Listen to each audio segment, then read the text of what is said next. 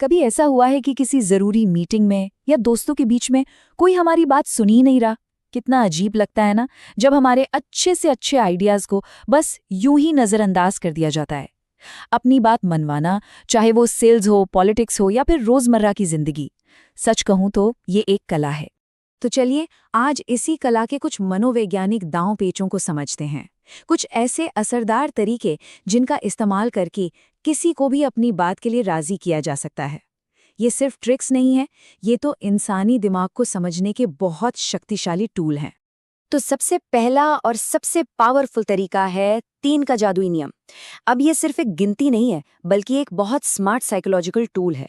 इसका फंडा बहुत सिंपल है। जब भी किसी से कोई काम करवाना हो तो उन्हें 2 या 4 नहीं, बल्कि ठीक 3 ऑप्शन दीजिए। चलिए देखते हैं ये काम कैसे करता है। देखिए, ये तरीका कॉन्ट्रास्ट सिद्धांत पर काम करता है। मतलब हमारा दिमाग चीजों को तोलमोल कर देखता है। जैसे एक ही तापमान का पानी गर्म हाथ को ठंडा और ठंडे हाथ को गर्म महसूस होता है। बिल्कुल वैसे ही जब आप 3 ऑप्शन देते हैं तो पहले 2 ऑप्शन, एक बुरा और एक उससे भी बुरा, एक ऐसा कॉन्ट्रास्ट बनाते हैं कि आपका जो तीसरा पसंदीदा ऑप्शन है ना, वो अपने आप ही सबसे ज्यादा आकर्षक और समझदारी भरा लगने लगता है। चलिए इसको एक मजेदार उदाहरण से समझते हैं। मान लीजिए किसी को वजन घटाने का प्रोग्राम बेचना है, तो उन्हें 3 ऑप्शन दिए जा सकते हैं। पहला, एक किताब खरीद लो जिसमें सालों लग जाएंगे और गारंटी तो भूल ही जाओ। दूसरा, किसी लोकल जिम में जाकर पसीना बहाओ जहां पैसा भी जाएगा और नतीजा कुछ खास नहीं। या फिर तीसरा और सबसे स्मार्ट ऑप्शन, मेरा प्रोग्राम, जो कम समय में बेहतरीन नतीजे देगा। अब बताइए कोई कौन सा ऑप्शन चुनेगा? जाहिर है तीसरा ही ना। अच्छा, जहां 3 का नियम सामने वाले को सही रास्ता दिखाता है, वहीं हमारा दूसरा तरीका थोड़ा हटके और ज्यादा हिम्मत वाला है। इसे अक्सर बड़े बड़े अनुभवी सेल्समैन और लीडर इस्तेमाल करते हैं। इसे कहते हैं रिवर्स साइकोलॉजी, यानी उल्टा मनोविज्ञान। जरा सोचिए, आप एक कार शोरूम में हैं और सेल्समैन कहता है, सर उधर वाली गाड़ियां मत देखिए, वो बहुत महंगी हैं, शायद बजट के बाहर होंगी। ये सुनते ही अंदर से एक आवाज आती है, ऐसे कैसे? जब भी कोई हमें ये कहता है कि हम कुछ नहीं कर सकते, तो हमारा मन उसे गलत साबित करने के लिए बेचैन हो जाता है। बस यही तो है रिवर्स साइकोलॉजी का कमाल। लेकिन एक मिनट, ये तरीका हर किसी पर काम नहीं करता। ये सिर्फ उन लोगों पर असर करता है जिनका सेल्फ एस्टीम मजबूत होता है, जिन्हें चुनौतियां पसंद हैं।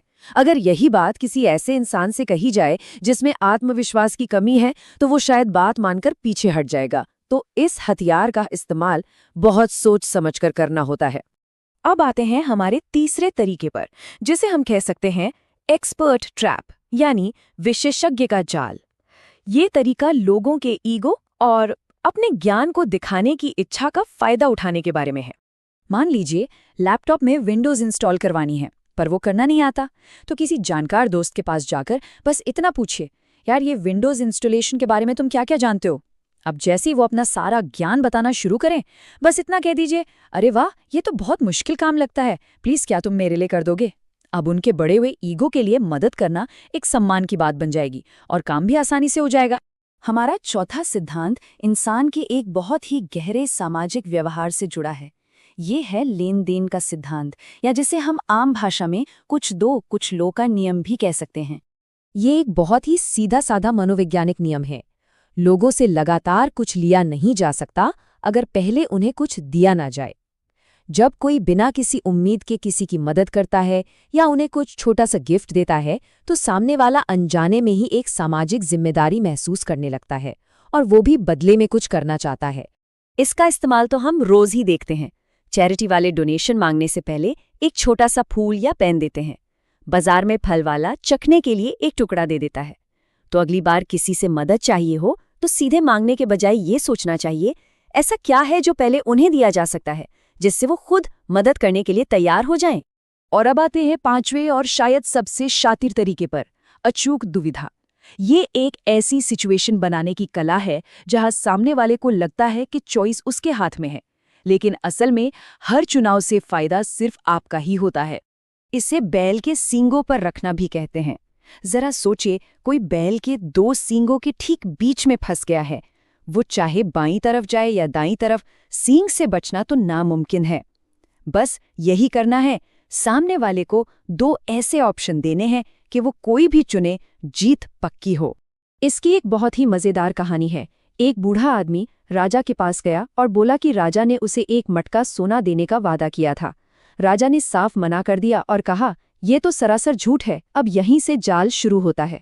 बूढ़े आदमी ने कहा, महाराज, अगर ये राज्य का सबसे बड़ा झूठ है तो इनाम के तौर पर मुझे सोने का सेब तो मिलना ही चाहिए। अब राजा बुरी तरह फंस गया। अगर वो कहता कि वादा सच्चा है तो उसे सोना देना पड़ता, और अगर इसे झूठ कहता तो इनाम में सोने का सेब देना पड़ता। आखिरकार राजा को हार माननी पड़ी और उस आदमी को सोने का सेब देना ही पड़ा। देखिए, इन सभी तरीकों में एक बात समझनी बहुत जरूरी है। इन्हें बहुत सावधानी और समझदारी से इस्तेमाल करना चाहिए। ये बहुत शक्तिशाली टूल्स हैं, लेकिन अगर लोगों को ये महसूस हुआ कि उनके साथ चालाकी की जा रही है या उन्हें धोखा दिया जा रहा है, तो उनका भरोसा हमेशा के लिए टूट सकता है।